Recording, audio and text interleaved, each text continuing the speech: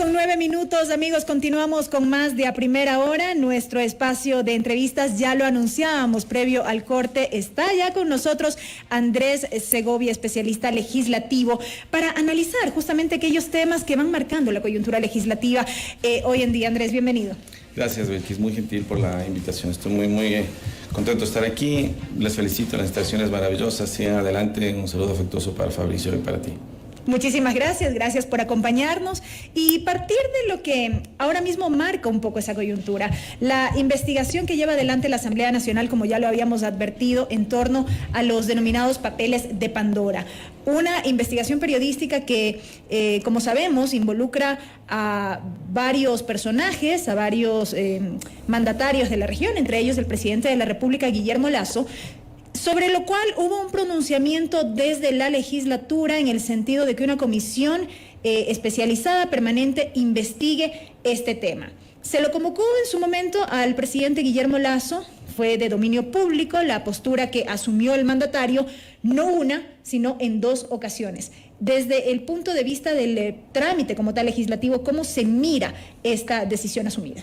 Belkis, gracias. Buenos días nuevamente con todos. Quisiera permitir, antes de responder tu pregunta, tomarme solamente 2 minutos solamente para que la ciudadanía entienda las razones por las que nos encontramos en este momento, que creo que es importante. Correcto. Desde el análisis legislativo, desde el análisis parlamentario, que es ausente del debate ecuatoriano, quisiera hacer simplemente un breve antecedente rapidito para entender por qué estamos. ¿Cómo no? Quiero recordar que el año 2019 el Comité para la Institucionalización Ecuatoriana presentó una propuesta de reforma a la Constitución, entre otros temas, para hacer la bicameralidad. Producto de este análisis se hizo una revisión muy exhaustiva en la comisión correspondiente de la Asamblea Nacional para establecer si era conveniente o no este cambio.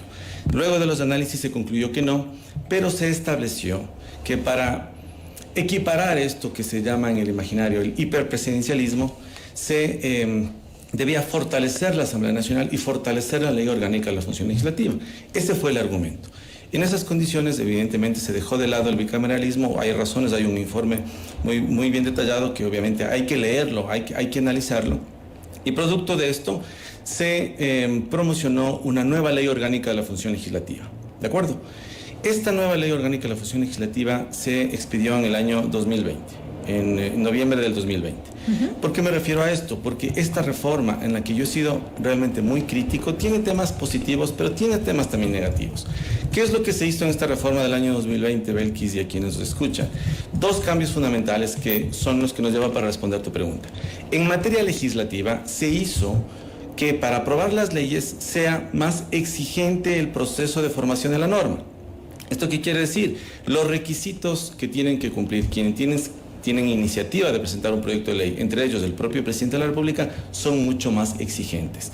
Y los tiempos para aprobar una ley se hacen mucho más largos, que puede llegar incluso a 16 meses, son mucho más largos en materia de legislación. Y en materia de fiscalización, en cambio, para equiparar este hiperpresidencialismo, se hizo la fiscalización, en cambio, mucho más amplia. Se le dio más atribuciones a la Asamblea Nacional para fiscalizar.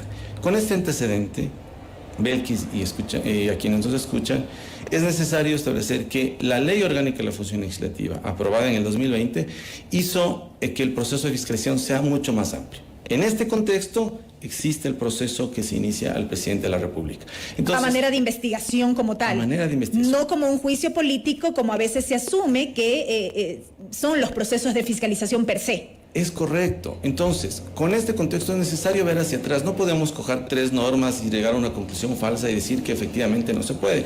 Hay que analizar las razones por las que nos encontramos aquí, cuál fue el contexto de las reformas, en qué condiciones y por qué estamos aquí. Entonces, en resumen, la legislación, aprobar una ley se volvió más complejo y fiscalizar se volvió más fácil. Entonces, en ese contexto, lo que se ha hecho es, en el artículo 77, de manera particular, de la ley orgánica aprobada, se estableció que el Pleno de la Asamblea Nacional y el Consejo de la Administración Legislativa dijo, sin perjuicio de lo previsto en esta sección, pero la sección hace referencia al juicio político previsto para ministros y otros funcionarios, el Pleno y el Consejo de Administración Legislativa pueden solicitar a funcionarios públicos la información relacionada con temas de fiscalización. El presidente de la República es servidor público, la respuesta está en la Constitución. efectivamente lo es. Pero lo que se ha cuestionado, perdón si me permite Andrés, es que no entra en la categoría de aquellos funcionarios públicos, si se quiere, que estarían sujetos a estos procesos como tal, más allá de que sí, es un servidor público el presidente de la República, pero no entra dentro de la categoría plenamente establecida. Es correcto. Hay un capítulo específico del juicio político del presidente de la República, pero no está exento de los requerimientos de información. Insisto, en el nuevo contexto, en base a las nuevas reformas, el proceso de fiscalización se volvió mucho más amplio. Y no es algo que yo lo decidió la Asamblea en el año 2020. Y incluso, lo tengo que decir porque es necesario que la ciudadanía lo conozca, altos funcionarios del gobierno actual, que fueron asambleístas en su momento, aprobaron esta reforma en el año 2020. El señor Donoso, el señor Pachala, ellos aprobaron esta reforma. Entonces es curioso que en este momento el imaginario del gobierno esté direccionado a decir hay una obstaculización al proceso de formación de las leyes. Pero en materia de fiscalización, en cambio, no hay cumplimiento de las normas. Entonces, restando legitimidad al accionar de la Asamblea por favor, como tal. seamos objetivos. La reforma existe, los textos están ahí y hay que analizarlos en esta circunstancia de análisis parlamentario. Entonces, ¿al presidente le pueden pedir información? Sí. ¿Tiene que enviar la información? Sí, efectivamente no significa que el presidente va a tener que comparecer a la Asamblea. Hacia eso iba, porque claro, se entiende como si hubiera esta obligatoriedad de que él acuda, no está eso claramente señalado en la ley, pero ¿cuánto estaría incumpliendo al no entregar información? Ese es el punto. Insisto, se amplió el proceso de fiscalización, el presidente tenía que entregar información, correcto. No lo hizo, efectivamente no puede derivar eso en un juicio político porque el procedimiento no lo hace. Hay unas causales previstas en la Constitución y en la ley para juicio político. No configura. Sin embargo, si leemos el artículo 77, reformado por la Asamblea anterior, establece que del informe que establezca esta comisión, si se derivan indicios que puedan dar lugar a un juicio político, podían dar lugar a un juicio político. Entonces, el texto, insisto, se amplió el proceso de fiscalización y si del análisis que hace esta comisión da lugar a indicios claros de que hay elementos suficientes para iniciar un juicio político al presidente, da lugar, en cambio, ya al inicio de un juicio político, podría dar, no estoy afirmando, a un juicio político al presidente de estos indicios. Entonces, la fiscalización se amplía, la comisión hace una investigación, efectivamente el presidente no tiene la obligación legal de ir al pleno, es correcto. Lamentablemente, la forma de comunicar al presidente de que va a asistir y luego no va a asistir, los analistas comunicacionales establecerán cuáles son las consecuencias de eso, pero la información tiene que entregarle para que la comisión haga su trabajo de fiscalización en este nuevo ambiente de fiscalización. Entrega de información por escrito, la documentación como tal, qué sé yo. Así es, incluso en el artículo 77 se hace relación claramente a que se tiene que garantizar el debido proceso. Eso tampoco se ha tomado en consideración. El inciso final dice, la comisión tendrá que garantizar el debido proceso en lo que cabe. Esto quiere decir pedir información, si las personas quieren comparecer, garantizarles que puedan defenderse, que entreguen la formación para que el informe sea lo más cercano a los derechos previstos en la Constitución y en la ley. Un poco para profundizar aún más, ¿cuál sería el efecto de la falta de entrega de esta información por parte del mandatario a efectos de elaborar ese informe que en su momento deberá ser conocido y debatido por el Pleno finalmente? Bueno, lamentablemente el proceso, y yo ratifico que la reforma a la ley, que se reformó casi el 80% de la ley, tiene graves errores, y uno de estos es precisamente el que tú mencionas, Belkis, es la falta de una consecuencia jurídica específica. Para el caso del presidente hay un procedimiento claro en relación con el juicio político. Y ya hablábamos de que hay causales determinadas y que por supuesto, no pero, haría relación. Ojo, perdona, solo me derivo un ratito y respondo a la pregunta. Hay unas causales específicas, una de ellas es cohecho, concusión, etcétera, y tenemos la grave conmoción interna, que no requiere un informe previo de la Corte Constitucional. Entonces, ahí hay unos elementos que se están configurando y la ley no establece una consecuencia específica para el presidente de la República si no entrega información. Entonces, claro, ahí hay una disgresión porque todos somos funcionarios públicos, el presidente es funcionario público, pero si el presidente no entrega información, no hay una consecuencia jurídica específica por no entregar. Sin embargo, hay que decir, el legítimo contradictor del presidente de la República en un Estado de Derecho es la Asamblea Nacional. Ese es el espacio, no hemos creado. Si hablamos de legitimidad, de Estado de Derecho, de gobernabilidad, el equilibrio de poderes se marca a través de este mecanismo jurídico que es el presidente de la República tiene un legítimo contradictor que es la Asamblea Nacional. ¿Puede pedir la información? Sí. ¿Tiene que entregar la información? Sí. ¿No hay una consecuencia jurídica para poderla entregar? Lamentablemente no lo hay porque no está prevista en la ley, pero si hay este escenario o este ambiente de que yo puedo entregar la información, yo quiero transparentar lo que existe, pues habría que hacerlo. Y la Comisión tendría elementos para hacer un informe razonable que en su momento podría no dar lugar a un juicio político. Correcto. Evidentemente todo esto pasa por un tema político. Es así. ¿Cuánto está pesando aún más esta suerte de deslegitimación a la Asamblea Nacional? Sabemos que los parlamentos en el mundo no son pues tan conocidos precisamente por sus niveles de popularidad, sino por el contrario, altamente cuestionados. Pero ¿cómo puede afectar aún todavía este ambiente que se ha generado alrededor y en contra de la Asamblea? Me parece que es importante recordar el contexto en el que vivimos. Este tema en particular de los papeles de Pandora no nace de un evento particular en el Ecuador, nace de un elemento externo. Así es. Es un elemento externo. ¿Quién tiene que investigar? La Asamblea Nacional. ¿Cuáles son las herramientas que hay que utilizar? Las que están previstas en la Ley Orgánica de la Función Legislativa. Y el presidente, si tiene la voluntad de hacerlo, podría entregar toda la información para que la Asamblea y la Comisión específica llegue a una conclusión razonable, llegue a una conclusión lógica acerca de la información que el presidente, quien está siendo investigado, y de los otros actores puedan entregar para que llegue a una conclusión, a un informe que le permita al Pleno debatir de manera clara y democrática. Ese es el espíritu democrático en nuestro diseño constitucional, el equilibrio de poderes. Entonces, sí, efectivamente, estamos en un contexto difícil, estamos saliendo de una pandemia, hemos escuchado al analista económico, pero claro, las condiciones de la normativa y de la legislación existen. No podemos despreciar la legislación y la Constitución de la realidad, no podemos abstraernos de las normas y de la Constitución para tomar decisiones alejadas de ese contexto. Y porque también es muy sencillo o muy fácil escuchar hoy en día que se vaya la Asamblea, que se disuelva la Asamblea, que no existe el poder legislativo, no sirve para mucho quizá. Eso es parte también del sentir. Yo entiendo perfectamente, y ustedes que son comunicadores y expertos en esto saben que hay una construcción de relatos alrededor de estos contenidos. Correcto. que no contribuyen a una sociedad democrática y participativa. Si hemos llamado al diálogo y si yo tengo una investigación, yo me pongo a órdenes del diálogo y a órdenes de la información para que se construya esta información real. Si yo me excluyo de la información, si yo me excluyo de este proceso de equilibrio de poderes, lo que hago es simplemente dejar que las otras personas lleguen a conclusiones que pueden ser equivocadas. Entonces, no abona, yo no creo que sea el escenario más adecuado para una muerte cruzada.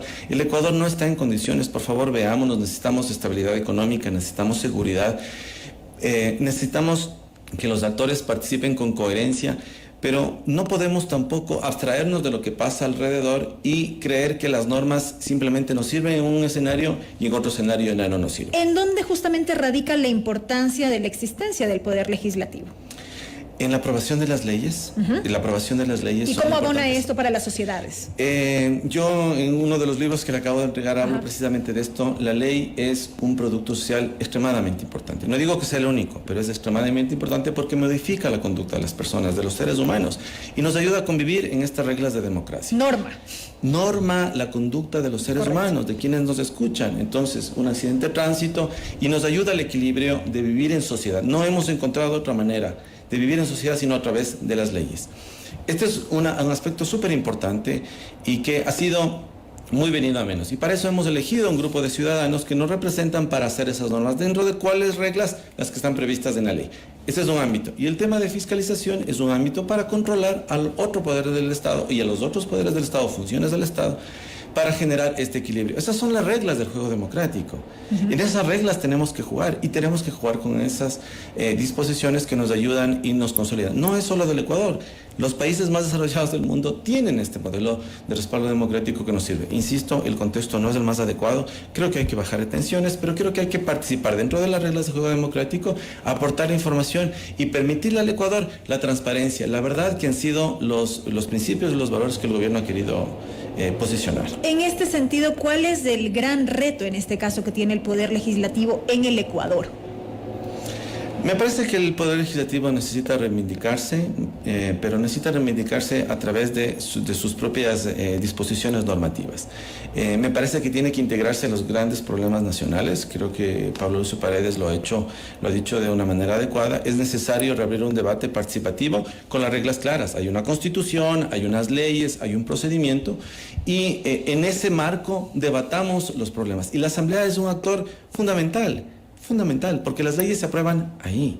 Y las leyes, el nuevo modelo constitucional permitió que las leyes sean participativas. Los ciudadanos tenemos que integrarnos en el proceso de formación de la ley para evitar que después se aprueba la ley, pasan unos años y la gente dice, pero nosotros no estamos de acuerdo con esa ley. ¿No siente de pronto que esto a veces se queda en el discurso? Es una aspiración legítima, claro que sí, el de la participación ciudadana, pero ¿cuánto se ha avanzado en este sentido de manera legítima?